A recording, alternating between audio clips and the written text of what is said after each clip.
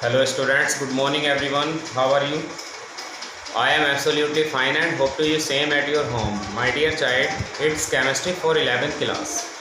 And nowadays we are talking about the NCERT questions and their solutions. So today it is the last day of this question. The chapter is some basic concept of chemistry, and from tomorrow we will be talking about our new chapter, chapter 2, structure of atom. Okay. सो अब हम यहाँ अपना work start करते हैं। कल के हमारी जो वीडियो में 18 क्वेश्चन हमारे एनसीईआरटी के हो चुके थे। अब हम जो बात करने वाले हैं यहाँ हम अपने नेक्स्ट क्वेश्चंस की बात करते हैं। सो क्वेश्चन नंबर 19 की तरफ मैं आपको लेकर के चलता हूँ। And question number 19 is there, how many significant figures are present in the following. The question is how many significant figures are present in the following. Question यहाँ पर है हाउ मैनी significant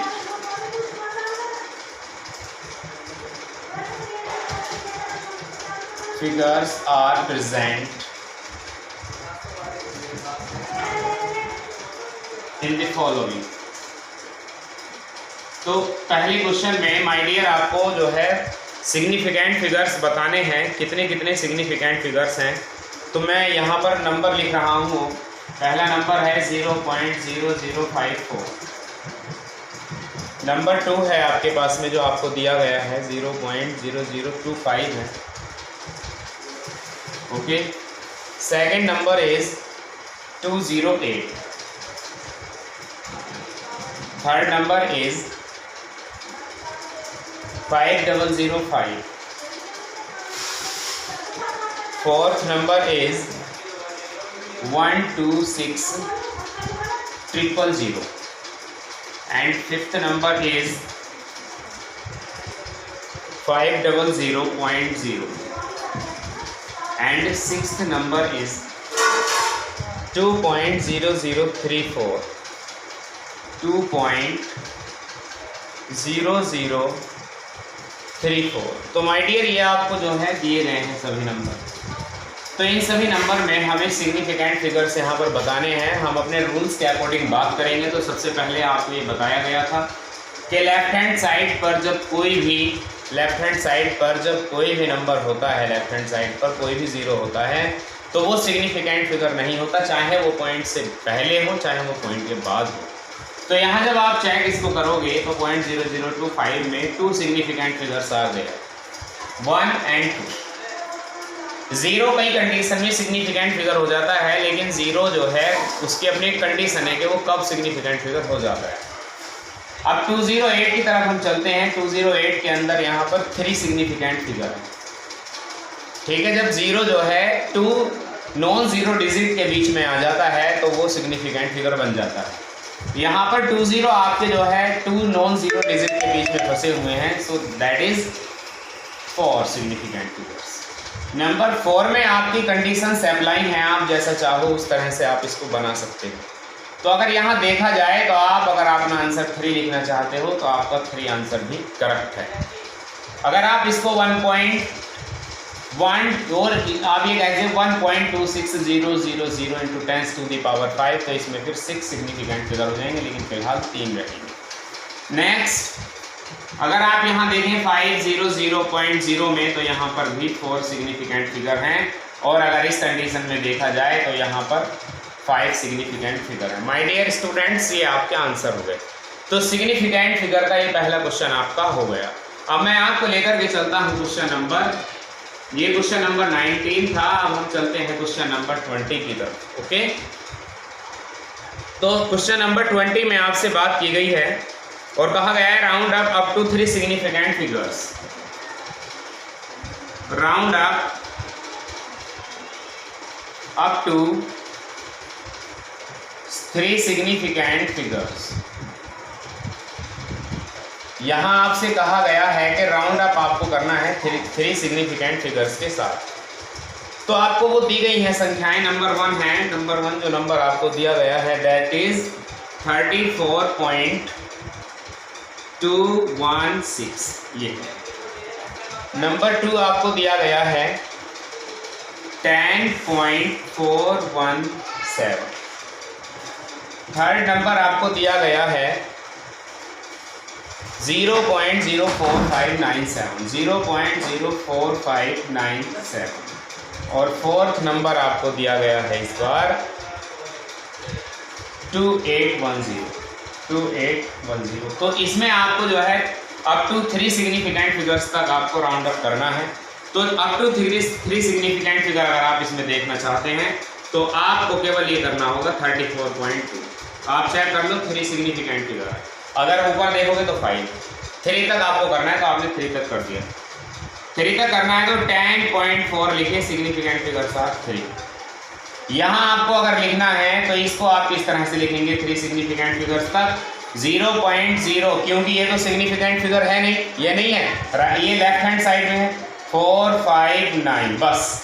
तो 1, 2, 3 सिग्निफिकेंट फिगर हो गए। अगर यहाँ 3 significant figure तक जाना है तो 281.0 तक आप चले जाइए इंटू 10 to the power 1। तो यहाँ पर भी आपके 1, 2, 3 सिग्निफिकेंट फिगर आपके हो जाएंगे। इस तरह से आप इसको जो है आप लिख सकते हो। ओके स्टूडेंट्स, तो इस तरह से आपका एक क्वेश्चन हो गया अब तक आपके 20। आपने लाजवाब परफॉर्मेंस की है, बहुत सारे बच्चों ने बेस्ट परफॉर्मेंस दी है, बहुत लाजवाब। कीप इट अप, इसको इसी तरह बनाए रखिए और मेहनत लगातार करते रहिए। पॉज करके इसको नोट कीजिएगा। अब मैं आपको लेकर के चलता हूँ नेक्स्ट क्वेश्चन की तरफ। ये फर्स्ट चैप्टर हमारा काफ़ी दिनों तक चल गया है माय डियर चाइल्ड। जब एक टॉपिक के रिगार्डिंग बात की जाएगी, देखिए 1 पीरियड में वो इफेक्ट नहीं पड़ता है जब 2 पीरियड में बात होती है।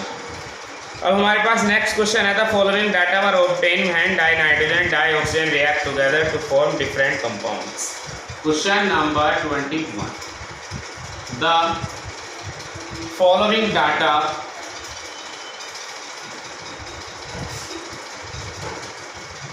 क्वेश्चन दिया है, the following data were obtained, एक जो डाटा है वो दिया गया है when dinitrogen and dioxygen react together dinitrogen and dioxygen react together to form different compounds, to form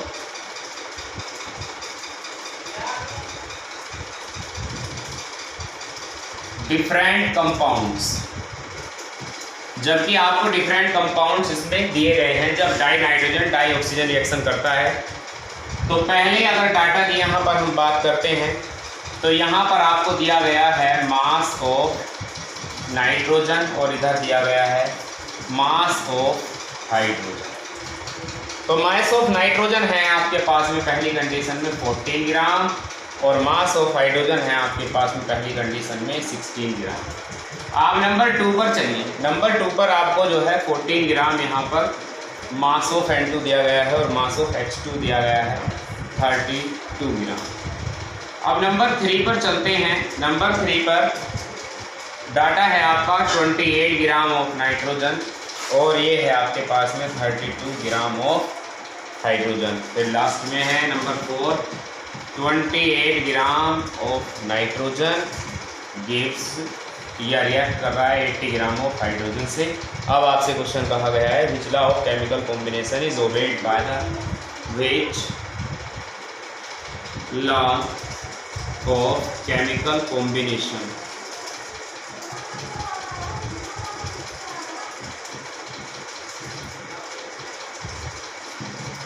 is obeyed by the experimental data।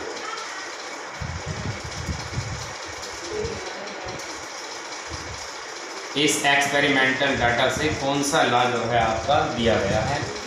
तो अब आप इसको जो है सॉल्व करना शुरू कर दीजिए। जब डाई नाइट्रोजन और डाई हाइड्रोजन की रिएक्शन हुई, जब डाई नाइट्रोजन और डाई हाइड्रोजन आपस में रिएक्शन करते हैं तो वो किस तरह का रेशियो आपको देने वाले हैं ये आप ध्यान दीजिएगा। ये 14 ग्राम 14 ग्राम है, 28 ग्राम है, 28 ग्राम है। अगर आप इसका डाटा निकालना चाहते हैं तो ये जाएगा 1:2:2:3 की तरफ। कुछ इस तरह का रेशियो आपको जो है निकाल करके आएगा। किसके लिए?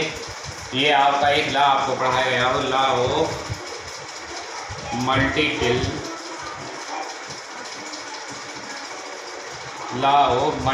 प्रोपोर्शन।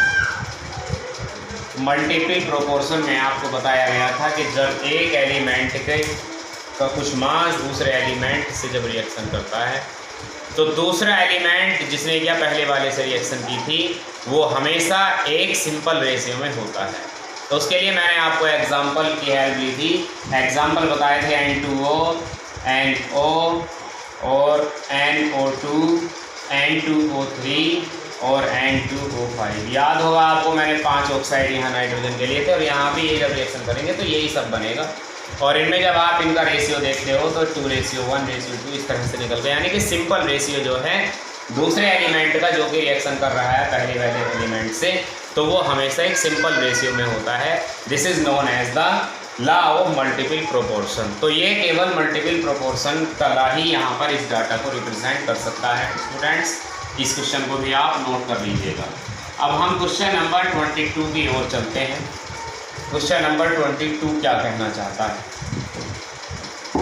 क्वेश्चन 22, अभी इसका एक बी पार्ट और है, इसका एक बी पार्ट और है अभी, और उन्होंने कहा है 1 किलोमीटर, ठीक है, 1 किलोमीटर इज इक्वल टू, कह दिया गया है आपसे, dot dot dot dot dot ml। ये आपको सॉल्व करना है, सॉरी ये pm में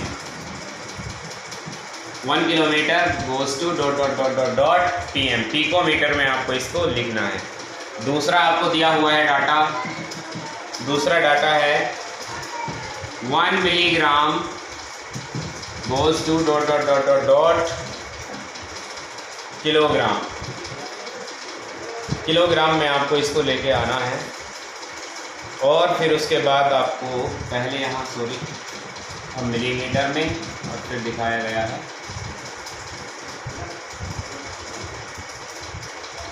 पिकोमीटर में, ऐसे 1 मिलीग्राम इज इक्वल टू, पहले दिखाया गया है इसको किलोग्राम में और फिर कहाँ दिखाया गया है इसको Ng, नैनोग्राम में। इसके बाद एक और आपका दिया है तीसरा वाला, और थर्ड वाला क्या कहना चाहता है 1 ml goes to dot dot dot dot dot, पहले चेंज हुआ है लीटर में और फिर dot dot dot dot dot के बाद हुआ है फिर आपका डाईमीटर क्यूब में। तो इसमें आपको इस क्वेश्चन को सॉल्व करना है। किस तरह करेंगे? आपको दिख रहा है यहाँ 1 किलोमीटर बराबर कितने mm के होता है, तो आप बहुत हिसाब से एक एक कदम बड़े हिसाब से आपको रखना है। तो आपको पता है जब आप करोगे तो 1 किलोमीटर इज इक्वल टू, या 1 किलोमीटर की आप मल्टीप्लाई कर दीजिए, 1 किलोमीटर में 1000 मीटर होते हैं, 1 किलोमीटर में 1000 मीटर होते हैं। ऐसे तो लिख लोगे आप, इसको आराम से लिख सकते हो, कोई प्रॉब्लम आपको होनी नहीं चाहिए। अब क्योंकि 1 मीटर आपका पास आ गया तो 1 मीटर में, 1 मीटर में, यहाँ मीटर ही तो है, 1 मीटर में 100 सेंटीमीटर होते हैं। फिर आगे चलो, ठीक है। अब 100 सेंटीमीटर में 10 मिलीमीटर होते हैं। तो यहाँ तक तो ये आपने सॉल्व कर लिया, यहाँ तक तो आपने इसको सॉल्व कर लिया। अब आपको ये दिखाना है, यहाँ तक तो आप आ गए, मिलीमीटर तक तो यहाँ तक आ गए पहले, तो पहले इसका ही लिख लीजिए। तो मिलीमीटर में आप यहाँ क्या फिर करोगे, 10 की पावर 6 मिलीमीटर। कैसे पता चला? 3 पावर ईयरिंग, 2 पावर ईयरिंग और 1 पावर ईयरिंग, 10 की पावर 6 मिलीमीटर आपका यहाँ पर आ गया। अब इक्वल है जो कि आपने दिखाया है pm के, क्योंकि आपके पास में 10 की पावर 6 तो है, आपके पास में अब आ गया है 10 की पावर 6। आप 10 की पावर 6 mm आपके पास में है, आप इसे चेंज करना चाहते हो पिकोमीटर में, तो 1 पिकोमीटर कितने के इक्वल होता है? 10 की पावर -12 की। तो आप यहाँ पर लिख देंगे 1/10 की पावर -12, तो आपके पास बचता है अब 10 की पावर -6 पिकोमीटर। ये आपका आंसर हो जाएगा। अंडरस्टैंड? इस तरह आप इनको लिखेंगे। अब मैं आपको दूसरे पर लेकर के चलता हूँ। तो 1 मिलीग्राम में कितने किलोग्राम होते हैं ये बताइए। 1/10 1/1000 कहेंगे आप इसको, 1/1000। अब ये किलोग्राम हो गया, नहीं अभी नहीं, अभी भी नहीं, पहले आप इसे ग्राम में कीजिए। मिलीग्राम है तो ग्राम में करेंगे तो आप इसको लिखेंगे 1/1000 ग्राम, अभी ग्राम में आ गया, ठीक। और अगर आपको इसको किलोग्राम में लेना है तो फिर से 1/10 की पावर ठीक कह लीजिए या 1000, अभी आपका किलोग्राम में आ गया। पहले आपने 1 मिलीग्राम को किलोग्राम में चेंज किया, फिर इस ग्राम को आपने किलोग्राम में चेंज किया, तो यहाँ तक तो आप आ चुके हो। नैनोग्राम में हम बाद में चलेंगे, लेकिन फिलहाल इसका तो लिख लें।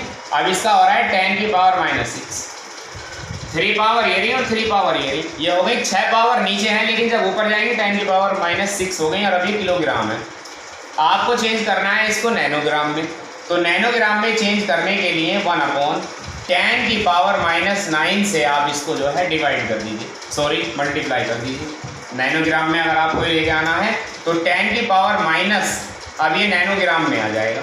जब आप इसको देखोगे तो 10⁻⁻6 और 10⁻⁹, then you will go 10⁻⁻15 nanogram. ये आपका आंसर हो गया। इस तरह से भी आप इसको कर सकते हो। अब आपको लेकर के चलते हैं, 1 ml है आपके पास, 1 ml को आप चेंज करना चाहते हो लीटर में।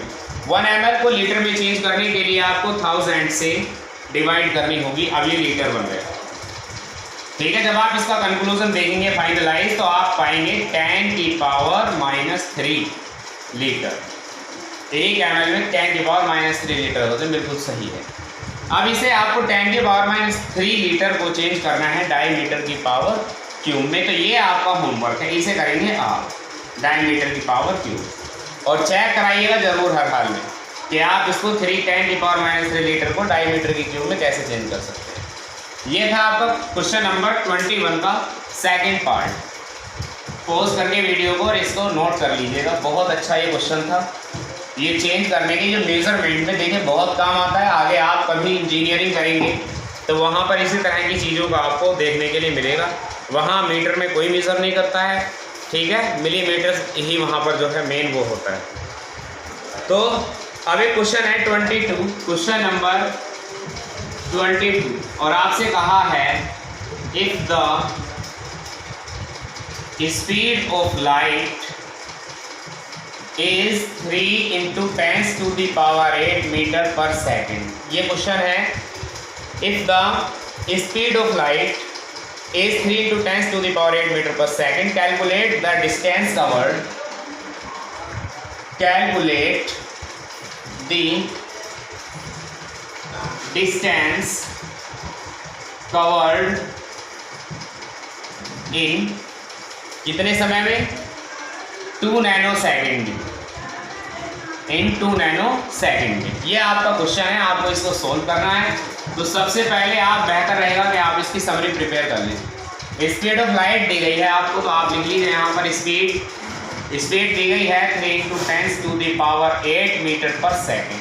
आपको टाइम भी दिया गया है, 2 नैनोसेकंड है, 2 × 10⁻⁻⁻ नैनोसेकंड, ऐसे कर लीजिए, कर सकते हैं, कोई प्रॉब्लम नहीं है। सेकंड में आ गया, पहले नैनोसेकंड था, सेकंड में कर लिया, नैनोसेकंड को चेंज कर लिया हमने सेकंड में, 10⁻⁻19 से मल्टीप्लाई करके ये आ गया।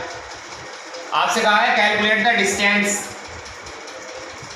तो डिस्टेंस आपको कैलकुलेट करनी है माय डियर चाइल्ड। हम जानते हैं, और हम क्या जानते हैं, distance is equal to speed multiplied by time. Speed क्या है, 3 × 10⁸ है, टाइम है 2 × 10⁻⁻9 है। तो 3 × 2 = 6 होते हैं, और 6 × 10⁻⁻9 अब बच जाएगा। कैसे बचेगा बच्चों, क्योंकि ये 8 पावर है और ये -9 पावर, तो -1 पावर बच गई, क्योंकि 8 पॉजिटिव से 8 नेगेटिव कट गई, 1 नेगेटिव बच गई जो कि आपके पास में है, और आप इसे लिख सकते हैं 0.6, और क्या है ये metre. This is the answer, ऐसे भी आप इसको लिख सकते हो। अब मैं आपको लेकर के चलता हूँ नेक्स्ट क्वेश्चन की ओर, क्वेश्चन नंबर 23। समझ में आया होगा ये भी। ज़्यादा हार्ड नहीं है, बहुत इजी है ये एक्सरसाइज इतना, क्योंकि आपने अगर अच्छे से ये बढ़िया पढ़ी है, आपने एक वीडियो अगर अपने टीचर की देखी है, तो डेफिनेटली मैं आपको बता दूं कि अब इस वीडियो मतलब इस एक्सरसाइज में कुछ ऐसा बचा नहीं है जिसे आप सॉल्व ना कर सको। तो देखिए मैं क्वेश्चन दिखा रहा हूँ, question number 23। Question number 23, in the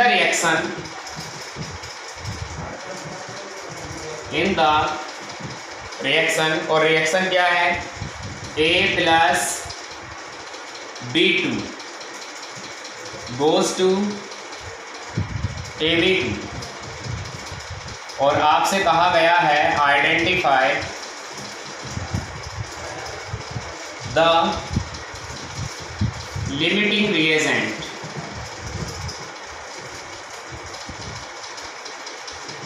Identify the limiting reagent if any in the following mixture. If any in the following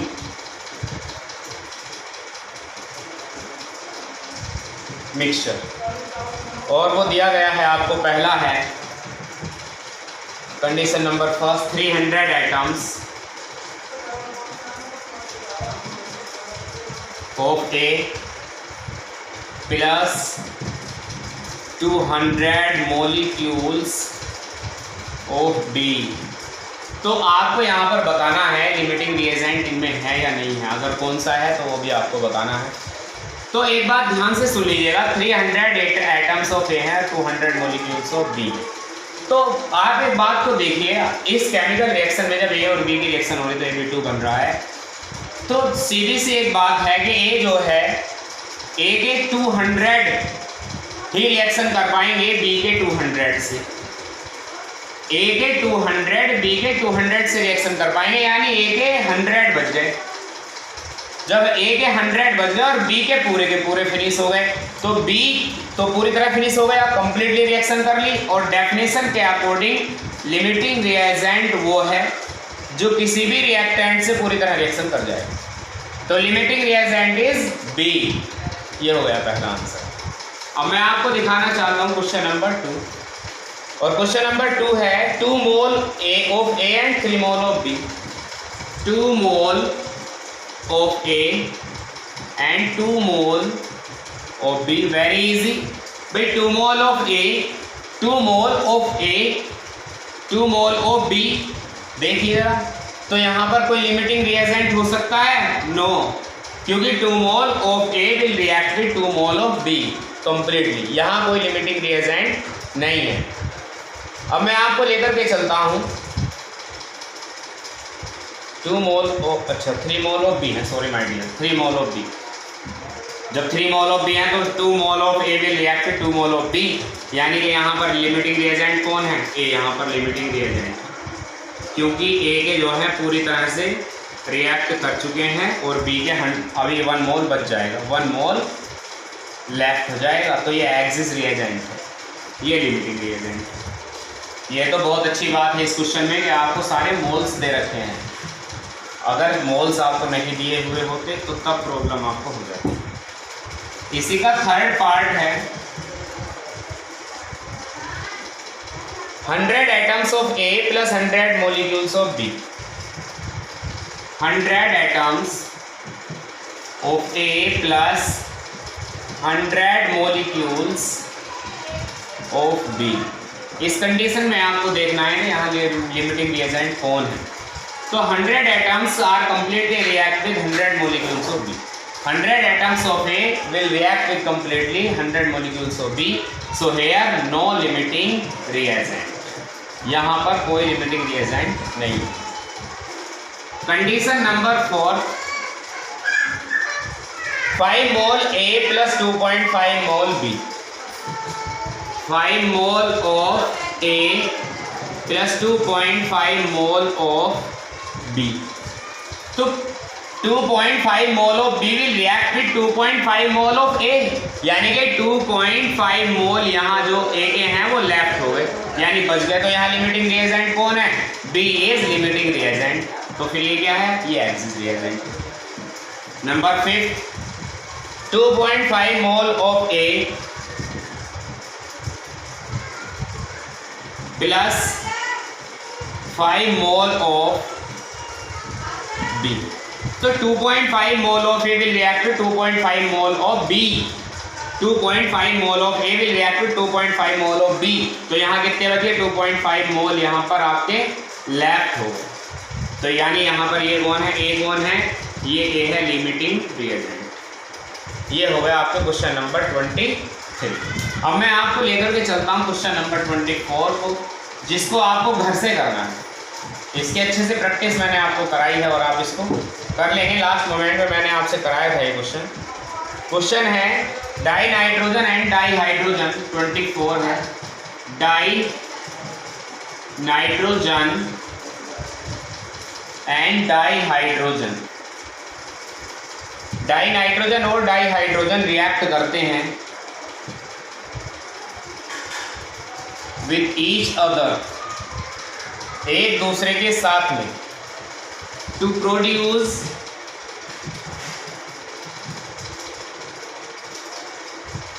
ammonia. Ammonia produce करने के लिए according to the chemical equation. According to the chemical equation, और equation है N2 gas 3H2 gas reversible 2NH3 gas. और आपसे कहा गया है calculate the mass of ammonia. पहली condition, calculate the mass of ammonia. आपको अमोनिया का मास कैलकुलेट करना है। Calculate the mass of ammonia produced, जो प्रोड्यूस होने वाली अमोनिया है। If 2 × 10⁻³ 2 × 10⁻³ gram of die nitrogen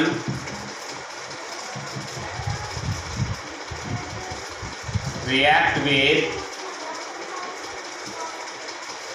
1 × 10⁻³ gram of dihydrogen. ये आपको क्वेश्चन सॉल्व करके बताना है। और फिर दूसरा क्वेश्चन ये बताना है, will any one of the two reactant remain unreact. क्या इनमें से कोई सा बिना रिएक्शन किए रह सकता है? ये क्वेश्चन आपको करना है, क्वेश्चन नंबर 24। ये क्वेश्चन आपको करके जो है मुझे नियर अबाउट 12 PM से पहले दिखाना है। जो बाकी और होमवर्क दूंगा मैं आपको 10 o'clock के बाद दूंगा, उसको आपको 4 o'clock से पहले करके दिखाना है। प्रैक्टिस में रहिए, लगातार वर्क कीजिए। अब आपका ये चैप्टर आज फिनिश हो जाएगा। एटॉमिक स्ट्रक्चर स्टार्ट होगा, उसमें थोड़ी सी स्पीड बना करके हमें रखनी है, उसमें थोड़ी स्पीड हमें जो है खोल करके रखनी है। क्वेश्चन नंबर 25 है, क्वेश्चन 25, और पूछना चाह रहा है how are 0.50 mole of Na2CO3 and 0.50 molar Na2CO3 different. कैसे 0.50 मोल और 0.50 m Na2CO3 हैं दोनों, ये दोनों एक दूसरे से कैसे डिफरेंट, दोनों एक दूसरे से कैसे डिफरेंट हैं, तो इनके बारे में हम बात करना चाहते हैं। तो इसका मतलब क्या है? 0.50 मोल ऑफ Na2CO3 का मतलब है 1 मोल अगर इसका पूरा होता तो Na2CO3 का मास होता 106 ग्राम।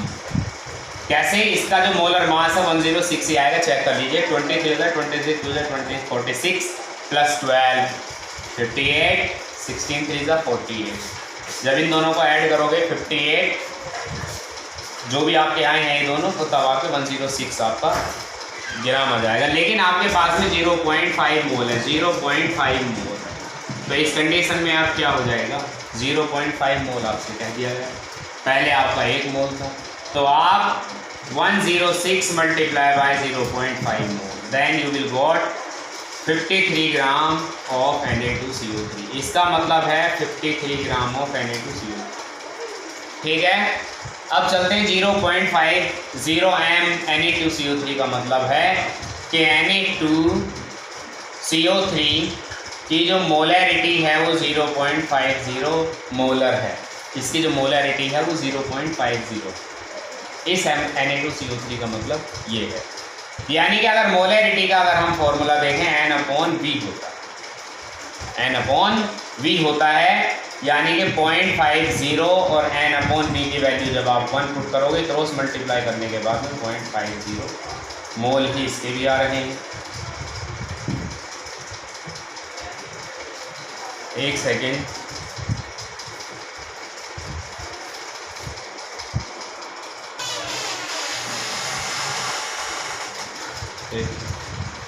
मीनिंग है 0.50 m Na2CO3 का मतलब है कि 0.50 mole of Na2CO3 are dissolve in 1 litre of solution. इसका मीनिंग ये है। अब स्टूडेंट्स आपके पास में क्वेश्चन बचते हैं 26 से लेकर 36 तक जो आपको करने हैं। Okay, thank you and have a nice day. Good morning to all.